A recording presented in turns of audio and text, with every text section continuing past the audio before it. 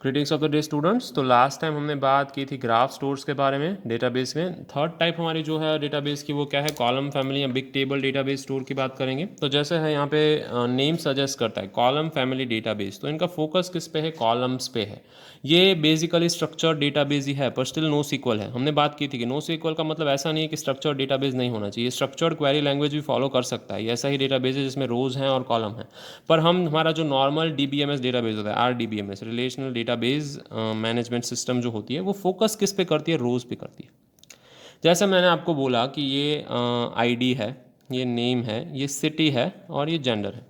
तो gender male female दोनों हो सकते हैं। Let's say there are 2 males and 2 females. Fine, let's say 1 lakh रोज़ हैं। इसमें कितनी रोज़ हैं, 1 लाख रोज़ हैं। और 1 लाख रोज़ में हम रेशियो ले लेते हैं लेट्स से 60-40 का। तो 60% क्या है, मेल्स हैं। I hope this is visible. Yeah, now it is visible. And 40% are females. Fine. So I don't believe in gender discrimination, but हम अज्यूम करते हैं कि हमारा ये सिनारियो है अभी। ठीक है, तो अब मुझे प्रॉब्लम क्या है, मुझे पर्टिकुलर रो नहीं चाहिए। मुझे क्या चाहिए, मुझे ऐसे सारे स्टूडेंट का डेटा चाहिए जो मेल हो, या मुझे मेल फैकल्टीज़ का डेटा चाहिए, या मुझे फीमेल फैकल्टीज़ का डेटा चाहिए। We have 1 lakh faculty of data.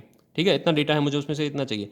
तो मेरा फोकस किस पे है, जेंडर रो पे है, सॉरी जेंडर कॉलम पे है। पहले मेरा फोकस रोज पे होता था। तो जब अगर आपसे कोई ऐसा डेटा मांग ले तो आपको 60,000 रोज रिटर्न करनी है। आप क्या सोचेंगे, मुझे 60,000 रोज रिटर्न करनी है? नहीं, मुझे 60,000 रो रिटर्न नहीं करनी है। मुझे सिर्फ ऐसे ही ID चाहिए, ऐसे फैकल्टीज़ के ID चाहिए जिनका जेंडर है वो मेल है। तो मुझे ID और जेंडर, ये तो मुझे सिर्फ रिटर्न ID ही करना है। मुझे 100 या 60,000 रोज पूरी रिटर्न नहीं करनी है। मेरा फोकस है वो कॉलम्स पे है, ID और जेंडर 2 कॉलम पे है। मुझे ऐसे फैकल्टीज़ या मेल फैकल्टीज़ के ID चाहिए, मेल फैकल्टीज़ के ID चाहिए जिनका जेंडर है वो मेल है।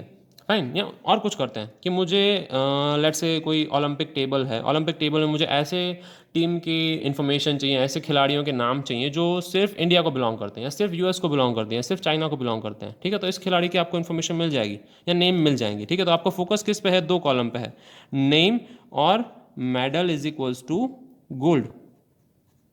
क्लियर है, तो आपका फोकस 2 ही कॉलम्स पे है, नेम और मेडल। तो जब आप ट्रेडिशनल डेटाबेस में फोकस कॉलम्स पे करते हैं तो ऐसे डेटाबेस को, या जो इजीली रिट्रीवेबल हो कॉलम्स के तौर पे, ऐसे डेटाबेसेस को कैसे डेटाबेस कहते हैं, कॉलम फैमिली या बिग टेबल स्टोर्स कहते हैं। Okay, important NoSQL data architecture है because they can scale to manage large volumes of data, large volume of data manage कर सकते हैं। फाइन, सो जब भी आपको ऐसे डेटाबेस के साथ काम करना पड़े, याद रखेंगे इंपॉर्टेंट चीज़ कॉलम है, डेटाबेस की साइज नहीं है। Okay, they are closely tied with many map produce systems, क्योंकि मैप प्रोड्यूस सिस्टम इसमें आराम से काम कर सकती हैं। Column family stores use rows and columns, जैसे हम बात कर रहे हैं। आप इसमें सिंपलेस्ट आइडिया कौन सा लगा सकते हैं, गूगल शीट्स। गूगल शीट्स आपने देखी हैं, या एक्सेल स्प्रेडशीट्स। फाइन, ये 2 एग्जाम्पल हैं कॉलम फैमिली डेटाबेस के। क्यों, क्योंकि हम इसमें डेटा कैसे रिट्रीव करते हैं, कुछ रो कुछ कॉलम। ठीक है, दोनों मिला के हमें कोई पर्टिकुलर चीज़ चाहिए। कोई हमें रिस्ट्रिक्शन नहीं है कौन सा डेटा स्टोर करना है, ID है, इमेज है, स्ट्रिंग है, फ्लोट है, एनीथिंग यू कैन स्टोर। ठीक है, so these are the things that you look for in a column family database store. Fine, so they कुछ फीचर्स लैक करते हैं। They are sometimes refer to as data stores rather than data set. उनको data stores कहते हैं, उनको data sets नहीं कहते हैं, डेटाबेस नहीं कहते हैं। क्यों, क्योंकि डेटाबेस में कुछ फीचर्स नहीं होते हैं जो डेटा स्टोर में हमें मिलते हैं। तो ट्रेडिशनल डेटाबेसेस में ऐसे फीचर नहीं होते हैं जो column family big table store में आपको मिल जाते हैं। फाइन, आगे बढ़ते हैं। तो जैसे हम बात कर रहे थे, ठीक है, they lacked typed columns. Okay, secondary indexes, triggers and query languages. Okay, इनमें से कोई भी चीज़ नहीं होती है जो हमें देखने मिलती हैं RDBMS में, या ट्रेडिशनल डेटाबेस मैनेजमेंट सिस्टम में। ये चीज़ें हमें देखने मिलती हैं जो इन डेटाबेसेस में हम नहीं देख सकते हैं। कॉलम फैमिली स्टोर्स क्या हैं, हैविली इन्फ्लुएंस्ड हैं। किससे इन्फ्लुएंस्ड हैं, गूगल के बिग टेबल पेपर से। गूगल का बिग टेबल पेपर किसके लिए था स्पेसिफिकली, कि जहाँ पे लार्ज वॉल्यूम ऑफ डेटा हो। एक तो लार्ज वॉल्यूम ऑफ डेटा होना चाहिए, और एक्सेसिबल कैसे होना चाहिए, कॉलम्स के थ्रू एक्सेसिबल होना चाहिए। उसमें रोज इंपॉर्टेंट नहीं है, कॉलम्स इंपॉर्टेंट है। एग्जांपल्स कौन से हैं, HBase, हाइपर टेबल, कैसेंड्रा, ये सब एग्जांपल्स हैं कॉलम फैमिलीज के। ओके, यहाँ बिग टेबल डेटाबेस हैं उनके जैसे एग्जांपल्स हैं। दे आर अलग अलग, they are implemented very variously, उनमें वेरिएंस बहुत ज़्यादा है।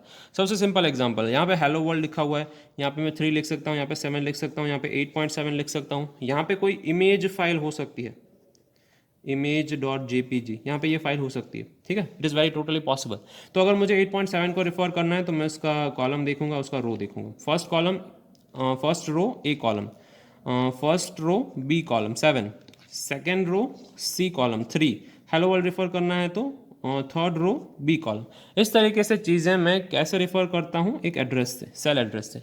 कुछ भी खाली हो सकता है, कुछ भी भरा हुआ हो सकता है, doesn't matter, we just refer to it using cell address. तो this is how column family stores are sparse matrix हैं, इसीलिए इसको कैसे कहते हैं, स्पार्स मैट्रिक्स। थोड़े डिफरेंट होते हैं किससे, नॉर्मल स्प्रेडशीट से।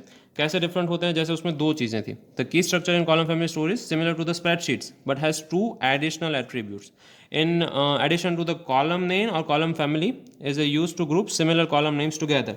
जैसे पहले हमारे पास रो आईडी था और कॉलम नेम था, ये दो चीज़ें हमारे पास थी। अब इसमें क्या ऐड हुआ है, कॉलम फैमिली और टाइम स्टैम्प ऐड हुआ है। वैल्यू तो हमारे पास पहले से थी। सो इतनी चीज़ें किस में होती हैं, नॉर्मली कॉलम फैमिली डेटाबेस में, to retrieve large things of data. वो अच्छे से लार्ज पोर्शन ऑफ डेटा आराम से रिटर्न कर सकता है। सो क्या है, हाईली स्केलेबल है, जितना डेटा ऐड करना है कर सकते हैं, हाईली अवेलेबल है, ज़्यादातर टाइम अवेलेबल रहता है, ठीक है, जो भी डेटा हमें चाहिए वो दे देता है without using any variant strategy, और easy to add new data, scalable, available and easy to manipulate. इसको आप क्या कह सकते हैं, manipulate. Fine, so this was about which thing, column family stores database. अब लास्ट डेटाबेस बचा है document stores, that will discuss in next lecture. Okay, good day.